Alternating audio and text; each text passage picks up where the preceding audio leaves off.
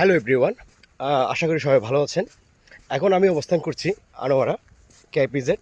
তবে কেপিজেড হলেও আমি এখন কাপ্পু আবাসিকের ঠিক পাশে। আমি আপনাদের একটু ওই ব্যাক ক্যামেরা দিয়ে দেখে আসলে কাপ্পু আবাসিকটি কত সুন্দর, মনোরম পরিবেশে সম্পূর্ণভাবে তৈরি করা হয়েছে। দেখুন কাপ্পু আবাসিকটি কত সুন্দর, চতুর্দিকে খুব সুন্দর, আসলে খুব সুন্দর আসলে এই আবাসিকের বিল্ডিংগুলো তৈরি করা হয়েছে। পাশে রয়েছে বিশাল একটি মাঠ, যে মাঠ আসলে দিনের বেলা নিরাপদ হলেও সন্ধ্যার পরে অত নিরাপদ না। দেখুন,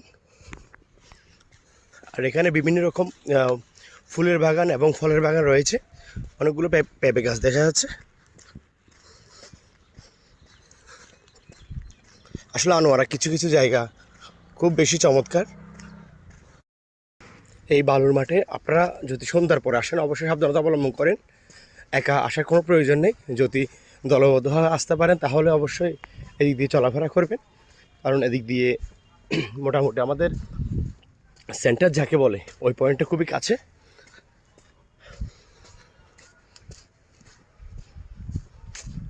আসলে এমন পরিবেশ হয়তো পাহাড়ি অঞ্চলে সম্ভব।